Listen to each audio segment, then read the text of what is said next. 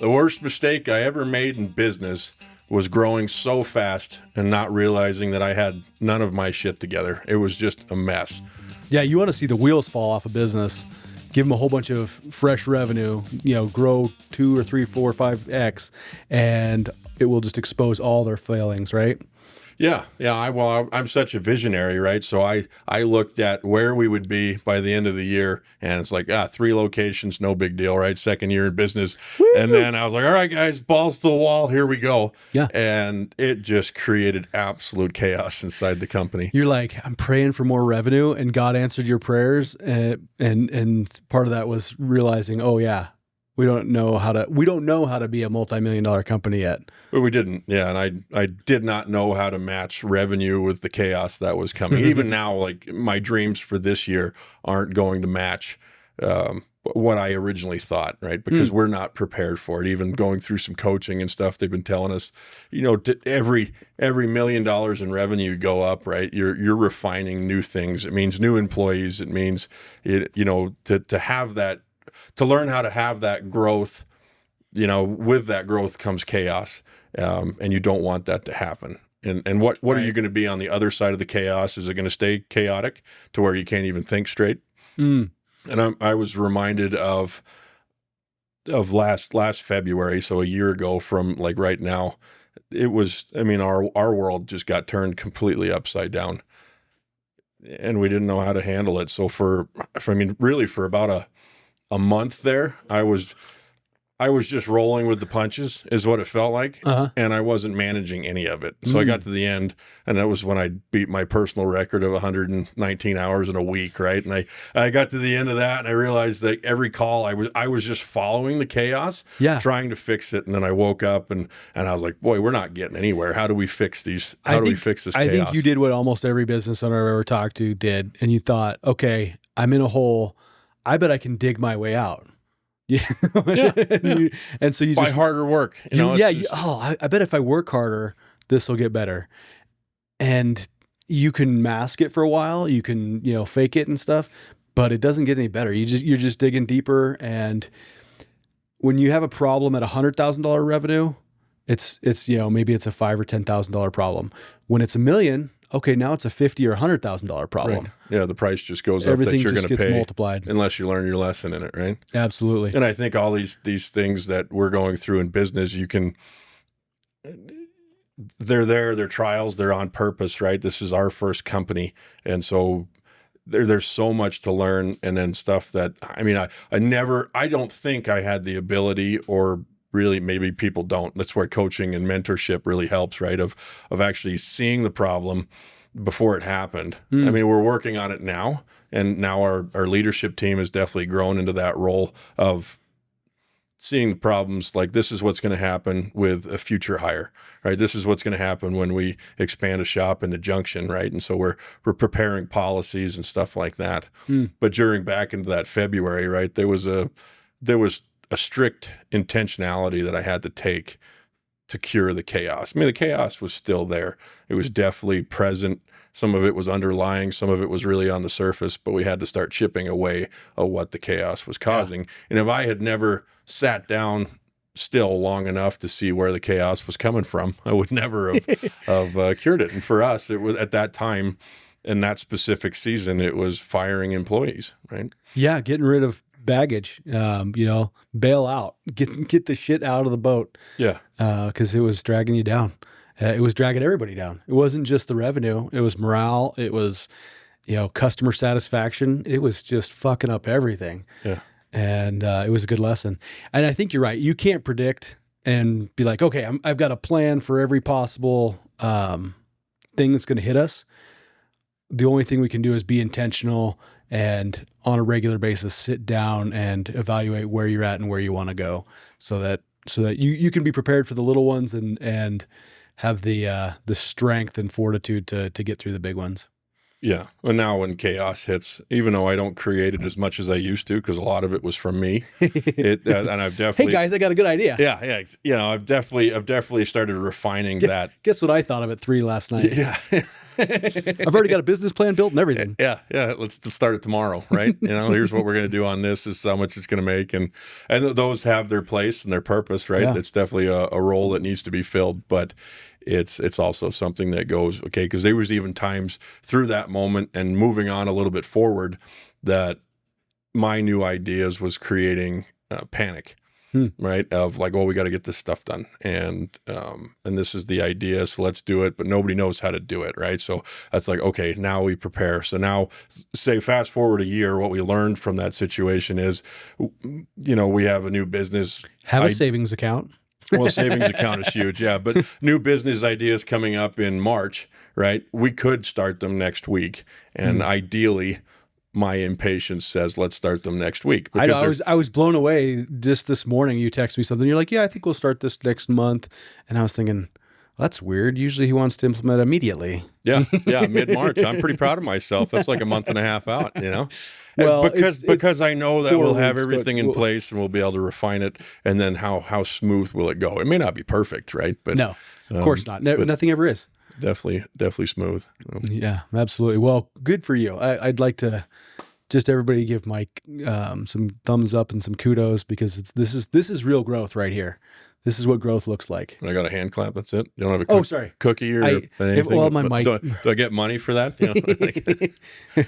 Producer Kyle's going to edit that in. Yeah. Anyway, I really am legitimately proud of you, and I hope that people who've been watching us for the last year and a half, they could probably see it too, just in what we talk about and how we approach things. That being said, every day is a trial in life and business, especially when you're in here all the time. Yeah. Absolutely. I just like to, pour gasoline on the fire and you do. You see these gray hairs right here? They weren't here, a little while ago. Yeah, that's my fault. Not the women in your life or the businesses you run. That's Ryan. Yep, absolutely. Don't assume my preference. What are you doing? You can't do that on air. Speaking of growth, it's weird. So growth. I'm doing a mastermind on a John Maxwell book. Shout out to our buddy Andrew Nicoyo. And you said his name right. That's cool. I still haven't. I've been practicing Nicoyo. Yeah. I actually I don't think I was saying it right. I was saying Nicoyo, and it's Nicoyo. I just went Nook for short. Yep. Kind of goes with some of the language over there, doesn't it? Isn't it like the Southern Pygmies or something that use it? It's the Bushman tribe. Get it right. The Southern Pygmies. I don't know. It is. Larry the Cable Guy brings them up all the time. I figured it was kind of accurate. Lord, please forgive me and help the starving pygmies in Africa. Remember what it was. I couldn't remember whether it was over there or if it was like Easter Island. I wasn't sure. But. Where is Easter Island? Somebody give me a geography lesson. Anyway, doing that mastermind, I've been working on growing, trying to for my adult life. And it's just such a wake up call to be like, oh, I'm not just going to grow automatically. Right. You can't assume growth just because you're doing something doesn't mean you'll actually get better at it. Right. Especially being a grown up, being a husband or a father, you can't just assume you'll get better, or a business owner. You have to actually be intentional, which is like, no, that sucks. I think there's so much in our personal lives that relates to business as well, right? Because, all these little even though they're a little bit different, and there's some spreadsheets and whatnot that you don't use in your personal life that you use in business. I do. I tabulate spankings, minutes. What you and your wife do has nothing to do with this podcast, Ryan. But if you need to schedule it, I've heard of couples doing that. It's just completely up to you guys. Walked right into that one. Didn't I? No, you're right though. There is so much overlap, and especially for employees. Well, we like to highlight it employees because then it's not us. But if you can help your employees get their life right, oh my God, they're going to be so much better employees, better technicians, better everything, right? Yeah. Well, even the coaching programs we're going through, they spend so much time. A lot of the podcasts we listen to here as a team, they all start with personal growth, because then once you get into that mindset and the practice, right, because it's just a practice, then you start going through and refining your life, and then obviously it spreads into other departments depending on your responsibility and your roles. But pretty much all of these things, even in business, they're not just sitting down training guys about the company and following their scripts. It's like, go home and actually be intentional about who you want to be in life, because that carries over to the customers that you show up at their house and you look like you got your shit together. Well, yeah, and you want somebody to be prepared for that fire, that stressful, Right. Event that happens at work. Well, then they better start working on it days, weeks, months in advance, not the morning of. Like, oh, we just lost 4 people, and I have to cover all their shifts, or I have to go follow them on work that they did poorly, or hey, Mike's asking me to do something I've never done before. Right. For a customer, if they're prepared mentally, it makes everything else work better, and it makes those tragic situations better. We were talking about this earlier. We use the metals refinement analogy, and it's so true. It's used. I mean, it's a great thing that comes out of Proverbs, right? That talks about it being refined through the fire, and we always look at it compared to faith. But the fact is, it's in every avenue of life, right? When these trials come up in business, who am I going to be on the other side of it? And now I can actually consciously think about it instead of panicking and falling behind. But I had so many, there was something I was thinking of was one of the first moments where I was really refined by fire. It was several years ago when I was going through a divorce. I had a choice in that moment. Mm-hmm. Am I going to become a victim in this situation, or am I going to push forward and figure out what growth actually looks like, take ownership of where I was and become different on the other side of it? And that for me was I had a great friend that I was been talking to that was going through a similar situation at the time, and he, we became friends through the fire of what that was, right? Because it sucks. It's miserable. Anyone that's ever been through it, and most people's marriages haven't been perfect in some regard. And, so there's always some kind of trial in the middle of that, right? But I came through the other side of that, not perfect, but very different.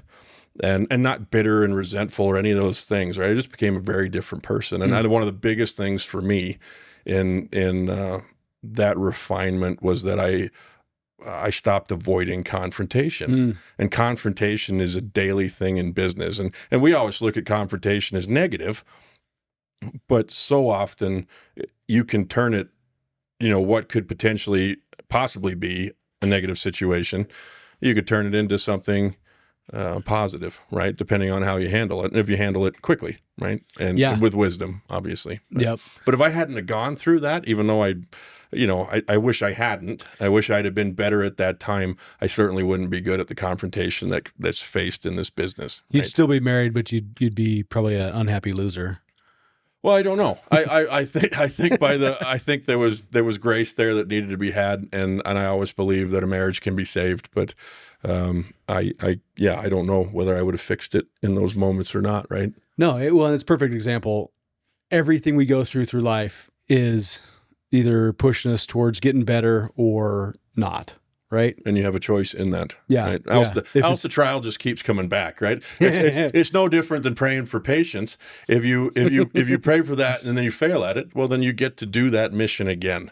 And the same things in our business systems. If we're struggling with payroll, right, and revenue is good, but there's something else affecting it, or net profit's low, if we don't learn that lesson, well, that lesson comes back up again. It doesn't just fix itself, right? You sound like you're speaking from experience. Yeah. Oh, maybe a little bit. Yeah. Yeah. No, I know. And in my business, we've been having this conversation for at least 6 months, if not a year. I keep saying, I need to hire somebody who can take this off my plate so that I can go do more of this. And you say like 6, 7 months? It's at least 6, 7 months. Hashtag that six, shit. Seven, 6, 7. What are you, 12? No. Yeah. I have 12-year-olds. That's where I came from. Yeah. Yep. Here's how bad it is. Even my teenage girls are tired of that. that's Zach, our buddy Zach. He's like, we're taking 6, 7 back. We're going to make it so lame that everybody stops doing it.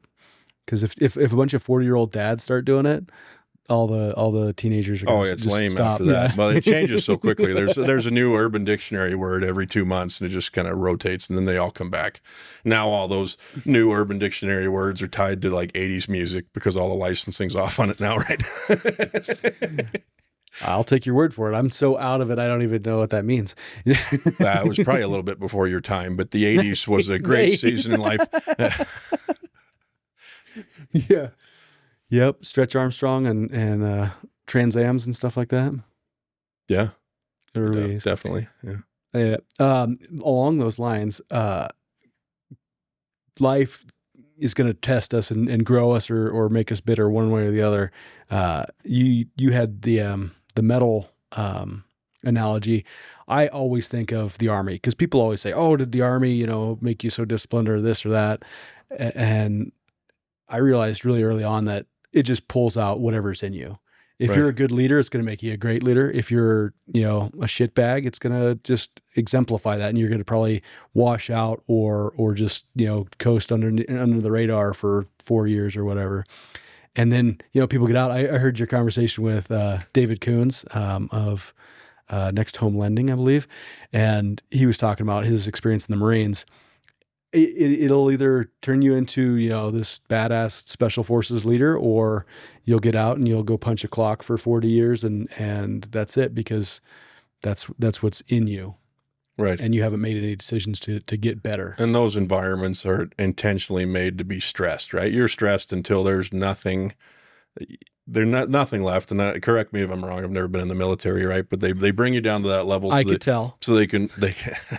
I'm sorry. I'm such a civilian. But they want to rebuild you, right? That's the goal, is to take you down, find out what those weaknesses are, and rebuild you and mold you into what they need. Yep. Which whatever department you're going into, right? Sleep deprived, calorie deficient, exhausted, and mentally beat down. And it's like, okay, here's a good place to start. Yeah. Let's teach you how to be a man the way that you should be. Yeah, and there is. And there's an aspect of that you can do in your business too, where you say, hey, employee, you've been a plumber for 10 years. I'm going to teach you how to be an unrivaled plumber. Right. And this is how you're going to approach the customer. Here's how you're going to carry yourself. This is what your van's going to look like. This is what your paperwork's going to look like, because we don't do it the way everybody else does it, because we don't want to have what everybody else has. We want to break be them more of different habits. Yeah. You break them of the old habits and then teach them the new way. And there's a level of stress that we put these guys under. So do you think we should implement Unrivaled Bootcamp? It's definitely a good business idea. Yeah, I'm down. I'll go get a drill sergeant hat and start screaming at people. Yeah, we're going to do like Tybo or something. Yeah. Just kick it like Tybo. I know you listen to that song. Yeah. You're going to do Tybo. Once again, your civilian hat's really showing. No, yeah. Just because you couldn't keep up with it does not mean that I'm wrong for saying that. But there's definitely a Billy Badass or whatever. There was, what was his name? It wasn't Badass, that's for sure. I'm sorry, I keep knocking you off your point. No, you're good. But it goes back to, even in this business, especially for my leadership team, in those months, and we've had months even in the last, I'd say like October, we got incredibly busy, and it was a great, successful month. We got so stressed out, and we're all, by 4:00 in the afternoon, we're mentally exhausted, we're drained, and we don't know what to do, right? And you get to the end of the week and stuff came through and we figured it out and we came up with solutions. And then, and we were very intentional about that. But I just remember, Thursday afternoon, like, hey guys, let's go home, right? Having those hard conversations of, I don't know if we're going to make payroll. So everyone's stressed. I mean, these guys back here weren't, because they weren't involved in that, but my leadership team was stressed to the gourd. It was like, well, how? And in those moments, you just want to be defeated, right? You're tired. You want to go home and just turn on the TV, and you just can't. But it reveals that side of you. And I had one night where I did that. I was like, I got nothing left to give, and this thing's failed and whatever else. And so I went home one night and did that, and I was like, that was stupid. I was watching TV. And now you're just bitter and feel guilty because you wasted a night, right? Yeah. I still think about it. And I remember that moment of weakness, and then the next day I fixed it. I worked all weekend. We came up with solutions, and by Monday morning we were back in the green again, right? Or red or whatever what's the good number? You want to be in the green or the black. The black. That's what I was looking for. Black's probably better. And so, I don't know where you go if you're so if black's up and red's down, is green like to the right? Means go. Yeah, absolutely, haul ass. So it's one of those things that I failed in that moment, realized that part. I obviously still think about it now, and it was a long time ago. And I was like, I'll never let that happen again. I need to find a solution for this. And lo and behold, found a solution because I spent enough time figuring it out. We made it through, and now that system is in place. And I know that those things, when they happen again, what am I going to do? Right. And you have to take those stressful moments and go, who am I going to be on the other side of this? Because there are moments where we get stagnant, right? We don't want to grow, but it's so close to personal life as well as business because they're all related, because you're a team. It's not just one person. So if you're all not personally growing, then you're going to be in absolute chaos, Absolute.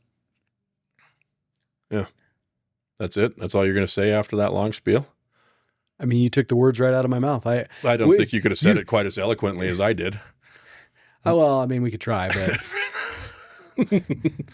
but way to steal all the fire of the film. Like, I was going to say that, but you beat me to it, Mike. What? This doesn't feel like a team anymore. It just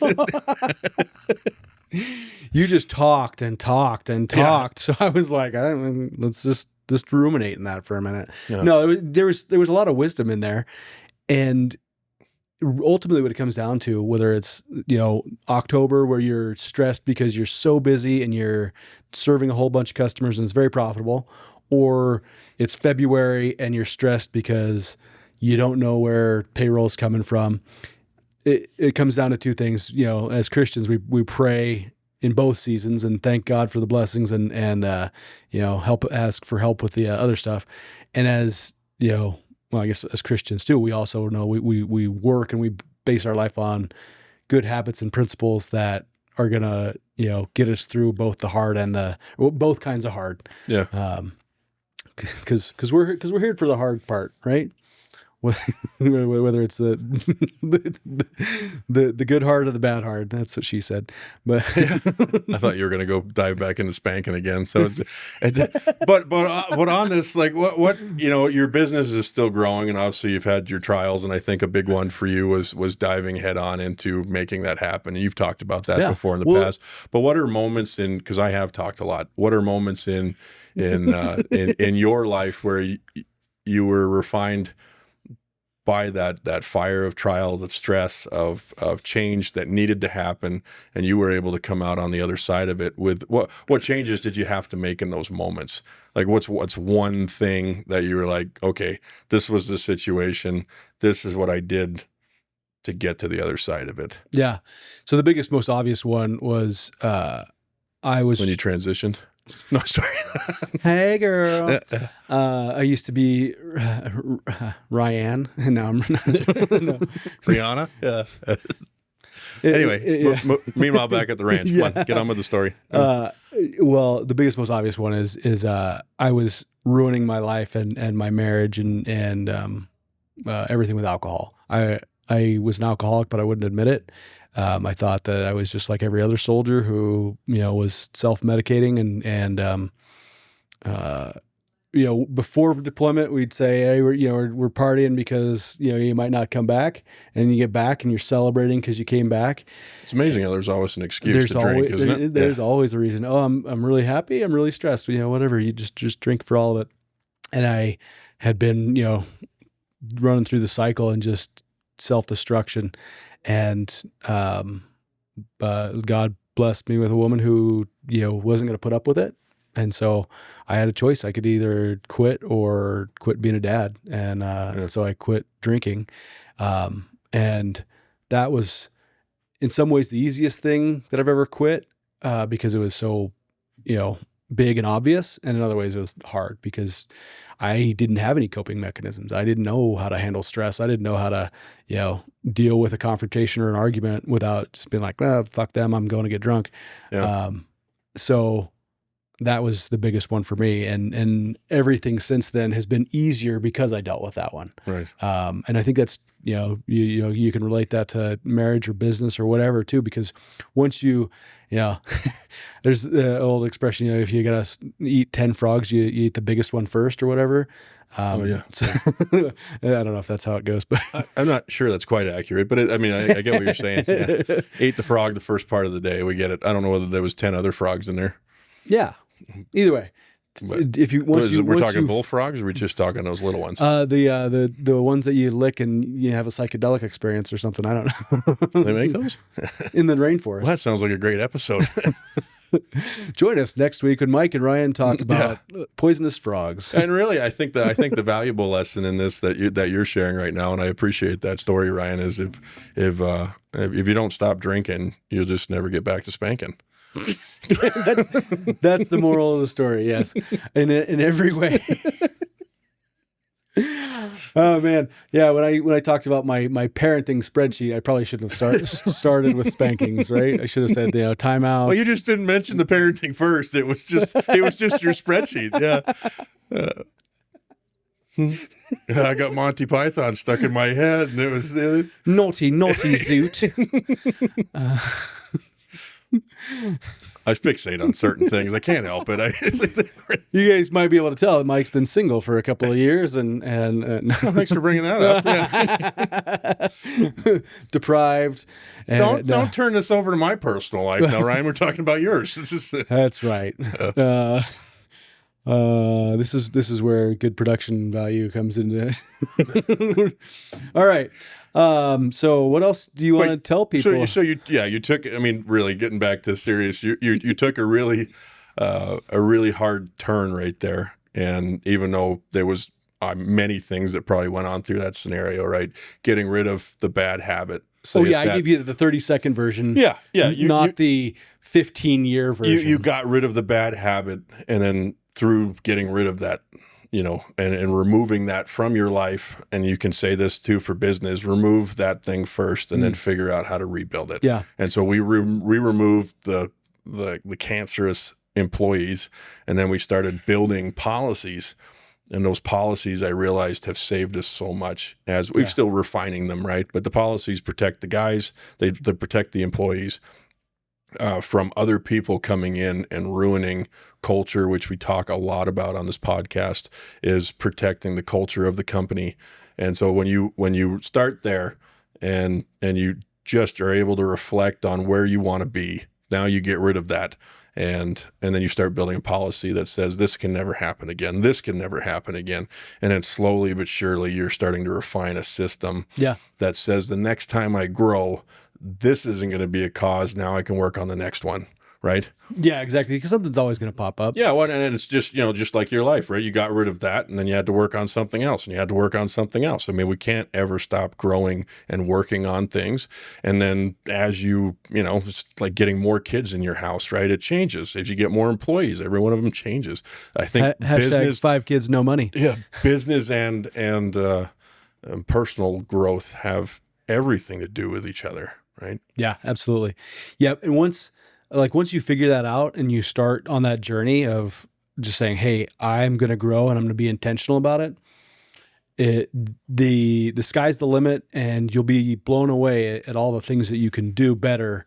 And, your business will be more profitable. Your life will be happier, all that stuff. It goes back to 7 habits that we talked about last year. Start with the end in mind, figure out that. And then once you've figured out, okay, here's where I want to go. Now jump into some John Maxwell and say, okay, here's where I'm at. If I want to get there, I need to point myself in that direction and then start moving intentionally. Because I'm not just going to wind up there accidentally. But we think we are. Most times, how many times do we fall into that? It's like, it'll just work itself out, right? I make that mistake probably on a weekly basis. It's like, it'll figure itself out. I don't want to have to put that effort in right now. Yeah. And I think there's definitely a law of nature that, if it's not growing, it's decaying. And so right.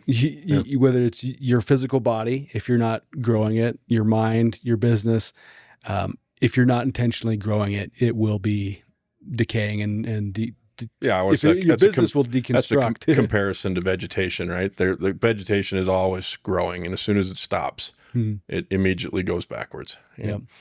And there's moments where we become stagnant, right? And even in business, there's moments where I become impatient and bored because it's not going the places that I want it to, and I can't just sit there and whine about the fact that I'm not getting enough call volume. And it's like, what do I need to do in that moment to create call volume, right? And I've learned how to take that ownership now, which was the last one we went through when we hit a slow season. We built a follow-up program, right? That's a system that got into place and has now kept us through. Last year, February and March were disaster months. We're not doing that this year, Hallelujah, brother. Yeah. All right. What are we talking about next week? I guess we'll find out next week. Yeah. Stay tuned. See you guys.